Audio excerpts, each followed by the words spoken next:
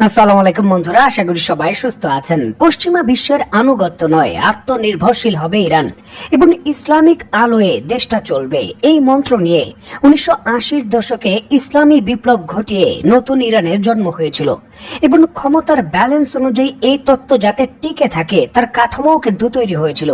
একটা দীর্ঘ সময় ধরে স্মুথ ছিল এই পথ চলা।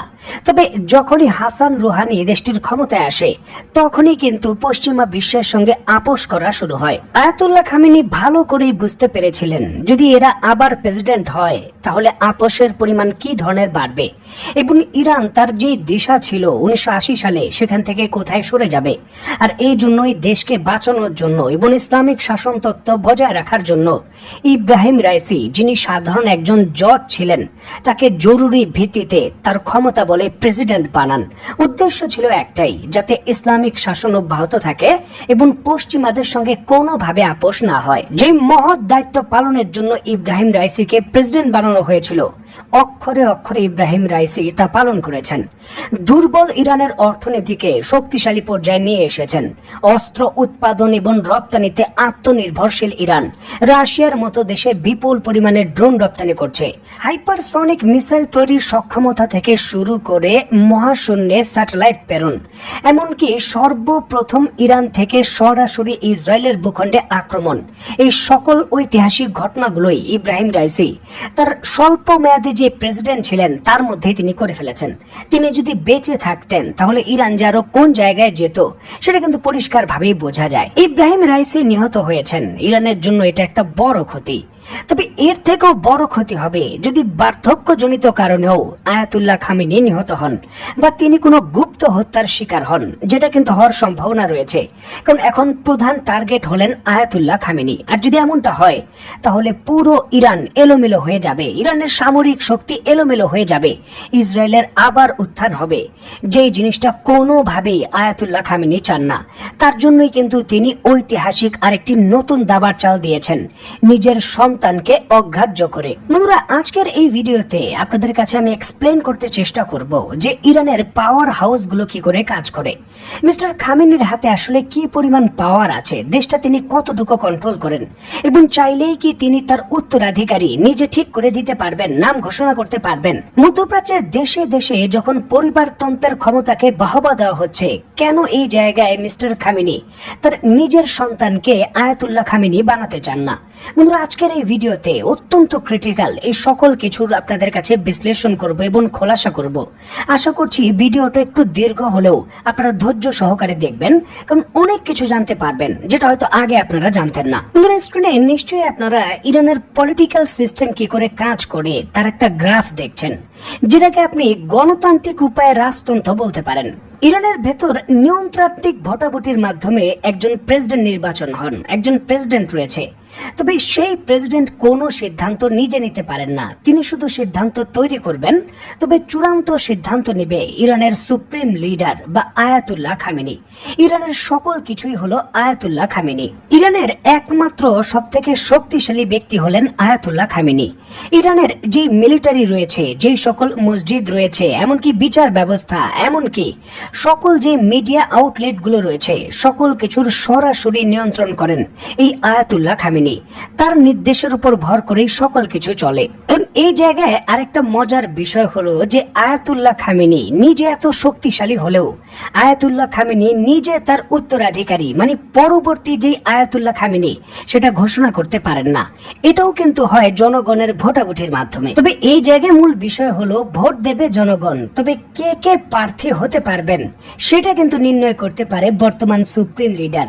এখানে হলো মূল দাবার চাল, কে হবে পরবর্তী সুপ্রিম লিডার বা আয়াতুল্লাহ, এটা নির্ণয় করার জন্য সরাসরি ইরানের যে জনগণ তারা কিন্তু ভোট দেন না। এখানে আরেকটি নতুন বডি তৈরি করা হয় যেটাকে অ্যাসেম্বলি এক্সপার্ট বলে। নিশ্চয়ই আপনারা দেখতে পাচ্ছেন অ্যাসেম্বলি এক্সপার্ট, তারাই ভোটের মাধ্যমে নতুন আয়াতুল্লাহ নির্ণয় করেন। এখন এই অ্যাসেম্বলি এক্সপার্ট কি? অ্যাসেম্বলি এক্সপার্ট হলো ইরানকে 88 ভাগে ভাগ করে ইরানের বিভিন্ন জায়গায় এই 88 জায়গা থেকে ভোটের মাধ্যমে 88 জন ধর্মীয় নেতাকে নির্বাচন করা হয় এবং তাদের দিয়েই গঠিত করা হয় এই এক্সপার্ট অ্যাসেম্বলি। ডাক্তার, ইঞ্জিনিয়ার বা পরমাণু বিজ্ঞানী হলেও হবে না, আপনাকে অবশ্যই ধর্মীয় নেতা হতে হবে, ইসলাম ধর্মের উপর এক্সপার্ট হতে হবে, ধর্মীয় জ্ঞান থাকতে হবে, মুফতি হতে হবে, কোরআনে হাফেজ হতে হবে। তাহলেই কিন্তু এই এক্সপার্ট অ্যাসেম্বলির 88 সদস্যের সদস্য হতে পারবেন এবং আপনি ভোট দিয়ে নির্বাচিত করতে পারবেন পরবর্তী আয়াতুল্লাহ বা সুপ্রিম লিডার কে হবে। এবং পরবর্তী সুপ্রিম লিডার হওয়ার জন্য এক্সপার্ট অ্যাসেম্বলির 88 ভোটের যুদ্ধে আপনি আপনার নাম লেখাতে পারেন। ইরানি নাগরিক হলেই হবে। এক্ষেত্রে আয়াতুল্লাহ কোনো বাধা দিতে পারবে না, তার ছেলেও দাঁড়াতে পারবে, সে কোনোভাবেই বাধা দিতে পারবে না। তবে সমস্যাটা হলো এই অ্যাসেম্বলি এক্সপার্টের এই ভোটাভুটিতে দাঁড়াতে হলে একটা যোগ্যতা আবশ্যক, আর সেটা হলো অবশ্যই ইরানের একবার প্রেসিডেন্টের দায়িত্ব পালনকারী এমন ব্যক্তি হতে হবে। কারণ সুপ্রিম লিডারের দায়িত্ব এমন কোনো ব্যক্তি নিতেই পারে না যার দেশ কি করে চলে সেই সম্পর্কে কোনো জ্ঞান নেই। আর এই জন্যই কিন্তু বর্তমান যে সুপ্রিম লিডার রয়েছেন আয়াতুল্লাহ খামেনি, তিনি 1981 সাল থেকে 1989 সাল এই 8 বছর ইরানের প্রেসিডেন্টের দায়িত্ব পালন করেছেন। তারপর তিনি সুপ্রিম লিডার হয়েছেন।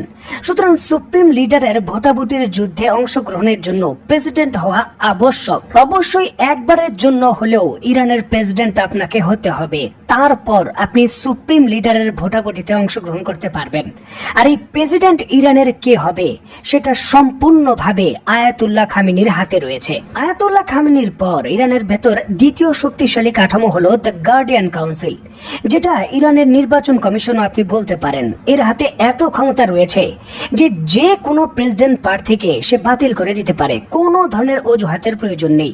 এমনকি প্রেসিডেন্ট নির্বাচনে সে জয়লাভ করে প্রেসিডেন্ট হলেও তাকেও বাতিল করে দিতে পারে, আবার নির্বাচন সে ডাকতে পারে। আর এই ক্ষেত্রে কোনো ধরনের অজুহাত এবং জবাবদিহি তাকে দিতে হবে না। 12 সদস্যের এই গার্ডিয়ান কাউন্সিল, যে 12 সদস্যের গার্ডিয়ান কাউন্সিলের মধ্যে 6 জন ইরানের সুপ্রিম লিডার মানে আয়াতুল্লাহ খামেনি, যে এক্সপার্ট অ্যাসেম্বলি রয়েছে মানে 88 জনের সদস্য, যে ধর্মীয় নেতা সারা দেশ থেকে নির্বাচিত হয়ে এসেছেন, সেখান থেকে 6 জনকে নিজের পছন্দ মতো নির্বাচিত করে এই গার্ডিয়ান কাউন্সিলের সদস্য বানাবেন।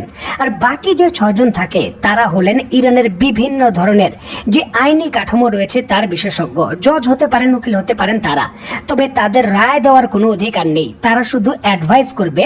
আর বাকি যে 6 জন মানে আয়াতুল্লাহ খামেনি নির্ণয় করে দিয়েছেন, ঠিক করে দিয়েছেন তোমরা সিদ্ধান্ত নেবে, তারাই সিদ্ধান্ত নেবে, তাদেরটাই চূড়ান্ত। ইরানের ভেতর কোনো রাজনৈতিক দল নেই, যে কেউ চাইলেই প্রেসিডেন্ট নির্বাচনে দাঁড়াতে পারেন। গত বছরও প্রায় 9,000 ইরানের মানুষ প্রেসিডেন্ট নির্বাচনে দাঁড়ানোর জন্য গার্ডিয়ান কাউন্সিলে আবেদন করেছেন, আর সেখান থেকে বাছাই করা হয়েছে মাত্র 3 জনকে।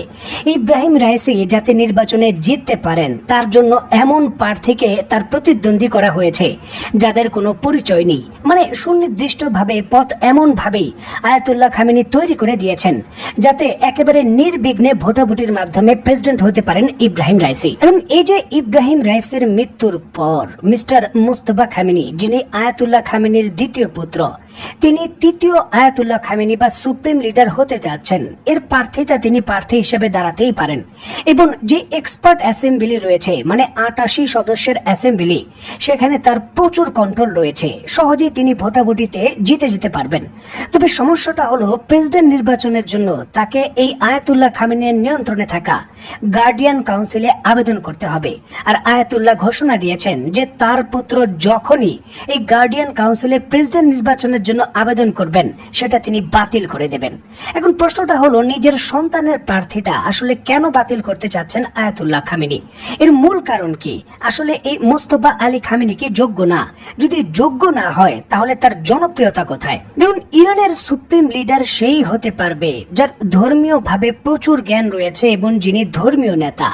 বর্তমান আয়াতুল্লাহ খামেনির পলিসি হলো এটি, কারণ যার ধর্মীয় ভাবে জ্ঞান কম এবং বড় ধর্মীয় নেতা নন, তিনি ভবিষ্যতের ইরানকে ইসলামিক লাইন অনুযায়ী চালাতে পারবেন কিনা সেটা নিয়ে তার সন্দেহ রয়েছে। মোস্তফা আলী খামেনি ধর্মীয় ভাবে কিন্তু বড় কোনো আলেম নন এবং তিনি বলতে পারেন অনেকটা সংস্কারপন্থী। ইরানের কিছু কিছু সংস্কার দরকার এবং আমেরিকা এবং পশ্চিমা বিশ্বের সঙ্গে কিছু ক্ষেত্রে আপোষ করা দরকার, এমনকি পরমাণু কর্মসূচি বন্ধ করা দরকার। এই এই থিওরিতে কিন্তু তিনি চলেন, যার জন্য ইরানের ভেতর তার একটা জনপ্রিয়তা রয়েছে আলাদা গোষ্ঠীর কাছে। দেখুন, এই মোজতবা আলী খমেনির যে উত্থান, সেটাও কিন্তু আয়াতুল্লাহ খমেনির হাত ধরে। মূল ঘটনা হলো 2009 সালে যখন ইরানের নির্বাচন হয়, তখন আহমেদি নিজাদ হন সেই দেশের প্রেসিডেন্ট। আহমেদি নিজাদ কিন্তু ভোটের মাধ্যমে পাশ হননি। মূলত তার যে প্রধান প্রতিদ্বন্দ্বী ছিলেন মীর হোসেন মুসাবি এবং মেহেদি কারুবি, এই দুইজনই কিন্তু ভোটে এগিয়েছিলেন। এবং আয়াতুল্লাহ খামেনি এমনটাই চাচ্ছিলেন যে ইরানের প্রেসিডেন্ট হিসাবে আহমেদি নিজাদ আসুক, যিনি অত্যন্ত সৎ লোক, ভালো লোক। যার জন্য আয়াতুল্লাহ খামেনি নিজের ক্ষমতা ব্যবহার করে গার্ডিয়ান কাউন্সিল দিয়ে এই ইরানের যে বাকি দুইজন প্রার্থী ছিলেন মীর হোসেন মুসাবি এবং মেহেদি কারুবি, তার ভোট পাল্টে দেন এবং বলে দেন যে আহমেদি নিজাদ জয়লাভ করেছেন। এই ইস্যুটিকে কেন্দ্র করে ইরানের ভেতর ওই সময় ব্যাপক বিক্ষোভ শুরু হয়। আর ইরানের ওই বিক্ষোভ দমনের জন্যই আয়াতুল্লাহ খামেনি তার দ্বিতীয় ছেলে মোজতবা আলী খামেনিকে ইরানের ইসলামী বিপ্লবী গার্ডের একটা বিশাল অংশ তার দায়িত্বে দেন এবং তার নাম দেন বাসিজ, এবং তাকে দায়িত্ব দেন এই বিদ্রোহ দমন করার জন্য, যেটা সফলভাবে ওই সময় 2009 সালে এই মোজতবা আলী খামেনি দমন করেন। সেখান থেকেই কিন্তু জনপ্রিয়তা না থাকলেও ইসলামী বিপ্লবী গার্ডের ভেতর তার একটা শক্ত প্রভাব তৈরি হয়, যেটা এখনো আছে। প্রায় 6 লক্ষ বাহিনীর প্রধান এখনো এই মোজতবা আলী খামেনি। এবং প্রথমে আহমেদি নিজাদ, তারপর হাসান রুহানি দুইজন ক্ষমতায় আসেন।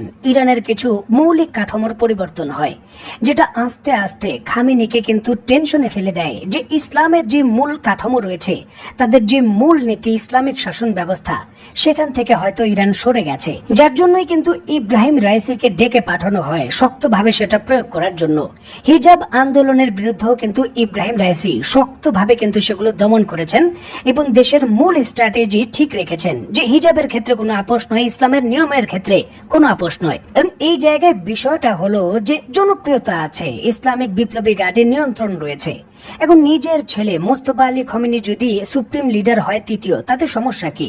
এই জায়গায় আয়াতুল্লাহ খামেনি বলে দিলেই তো হয় যে ইসলামিক নিয়মের পরিবর্তন করা যাবে না, তুমি সুপ্রিম লিডার হও। এখানে আয়াতুল্লাহ খামেনির জন্য মূল সমস্যাটা হলো যে ইরানের ইসলামী বিপ্লবের যে মূল নায়ক রয়েছেন এবং ইসলামিক ইরানের যে মূল প্রতিষ্ঠাতা রয়েছেন মিস্টার আয়াতুল্লাহ রুহুল্লাহ খামেনি, যিনি বেঁচে নেই, প্রথম সুপ্রিম লিডার ছিলেন, তার যে করার নিয়ম, সেটা তিনি যে নিয়ম করে গিয়েছিলেন, সেটা জীবন দশায় তিনি পরিষ্কার ভাবেই বলে গেছেন যে বংশগত যে সকল শাসন ব্যবস্থা রয়েছে সেটা অবৈধ রাজতন্ত্র এবং ইসলামের সব থেকে ক্ষতি করেছে এগুলো। যখন বংশগত শাসন ব্যবস্থা শুরু হয় তখন অযোগ্য লোকরা ক্ষমতায় আসে, আর অযোগ্য লোকেরা ক্ষমতায় আসলে দেশের মানুষ বিদ্রোহ করে এবং ইসলামিক শাসন ব্যবস্থা ভেঙে যায়।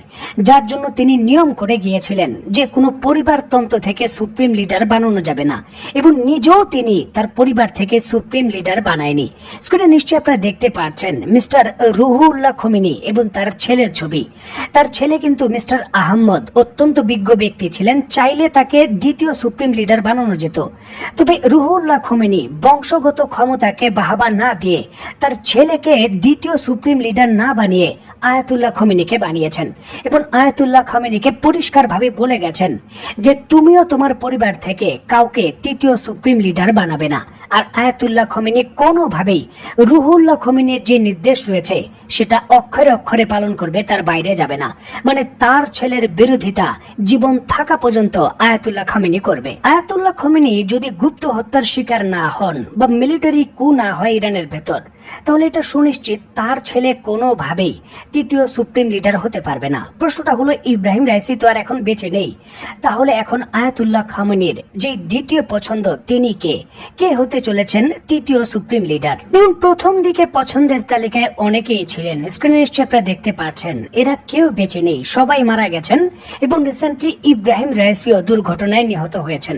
সুতরাং এই লিস্ট থেকে আর কাজ হবে না। স্ক্রিনে বর্তমানে আপনারা যে লিস্টটি দেখছেন এটি হলো বর্তমানে ইরানের সুপ্রিম লিডার হওয়ার তালিকার লিস্ট, এবং এই জায়গা থেকে দুইটি নাম বাদ পড়বে। প্রথমে যে হাসান রুহানি, তিনি বাদ পড়বেন, কারণ পশ্চিমা বিশ্বের সঙ্গে সমঝোতার কারণে তার হওয়ার সম্ভাবনা অনেকটাই জিরো। এছাড়াও আয়াতুল্লাহ খামেনির যে পুত্র রয়েছেন মিস্টার মোজতবা খামেনি, তিনিও বাদ পড়বেন, তিনিও কিন্তু লিস্ট থেকে বাদ পড়বেন।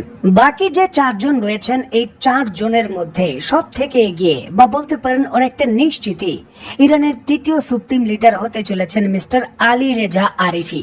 64 বছর বয়সী রাইসি এই ব্যক্তি হতে চলেছেন ইরানের তৃতীয় সুপ্রিম লিডার এবং নেক্সট যে ইরানের প্রেসিডেন্ট রয়েছেন তিনি। স্ক্রিনে বর্তমানে আপনারা নিশ্চয়ই দেখতে পাচ্ছেন মিস্টার আলী রেজা আরিফির ছবি। যদি আপনি ইব্রাহিম রাইসির পাগড়ির কথা বাদ দেন, কারণ ইব্রাহিম রাইসি কালো পাগড়ি পরতেন, তিনি পরেন সাদা, যদি পাগড়ির কথা বাদ দেন বাকি সকল ক্ষেত্রে ইব্রাহিম রাইসির হুবহু কপি হলেন মিস্টার আলী রেজা আরিফি। অত্যন্ত কট্টরপন্থী এবং পশ্চিমা বিশ্বের সঙ্গে কোনোভাবেই আপোষে তিনি একমত নন। ইরানের সর্বোচ্চ অন্যতম ধর্মীয় গুরু তিনি, যার জন্য তাকে আয়াতুল্লাহ উপাধি দেওয়া হয়েছে। মানে ইরানের ভেতর ধর্মীয় শিক্ষা শাস্ত্রে যারা বিশেষজ্ঞ এবং অত্যন্ত সম্মানীয় হন তাদের আয়াতুল্লাহ উপাধি দেওয়া হয়। তাকে কিন্তু আয়াতুল্লাহ উপাধি দেওয়া হয়েছে এবং তার পুরো নাম আয়াতুল্লাহ আলী রেজা আরিফি। এই মিস্টার আলী রেজা আরিফি আয়াতুল্লাহর খুব কাছের লোক, কারণ ইরানের যে নির্বাচন কমিশন রয়েছে বা গার্ডিয়ান কাউন্সিল, সেখানে যে 6 জন সদস্য রয়েছে তার মধ্যে তিনি একজন, এবং নজিরবিহীন ভাবে ইরানের যে 88 সদস্যের এক্সপার্ট অ্যাসেম্বলি রয়েছে তারও সদস্য তিনি। এই আলী রেজার যিনি পিতা রয়েছেন মিস্টার ইয়াজদ, তিনি কিন্তু ইরানের যে প্রথম ইসলামী বিপ্লবী নেতা রুহুল্লাহ খোমেনি তার খুব কাছের লোক ছিলেন, এবং ইরানের ইসলামী বিপ্লবের নেতৃত্ব দিয়েছেন এই আলী রেজার পিতা ইয়াজদ। তিনি খুবই প্রভাবশালী ব্যক্তি এবং অনেকটা সুনিশ্চিত তিনি হতে চলেছেন ইরানের সুপ্রিম লিডার এবং পরবর্তী প্রেসিডেন্ট। এটা সুনিশ্চিত এবং পরিষ্কারভাবে জানা যাবে আগামী মাসের 8 তারিখের দিকে, যখন প্রেসিডেন্ট নির্বাচনে কারা কারা অংশগ্রহণ করতে পারবেন আনুষ্ঠানিকভাবে ঘোষণা দিবেন মিস্টার আয়াতুল্লাহ খামেনি, তখনই কিন্তু বিষয়টা পরিষ্কার হবে। তবে বর্তমান হিসাবটা হলো ইব্রাহিম রাইসির মৃত্যুর পর যে নেতৃত্বের শূন্যতা তৈরি হয়েছিল সেটা বর্তমানে পূরণ করছেন এই মিস্টার আলী রেজা আরিফি। তিনি এখন ইব্রাহিম রাইসির জায়গায় নেতৃত্বে এসেছেন।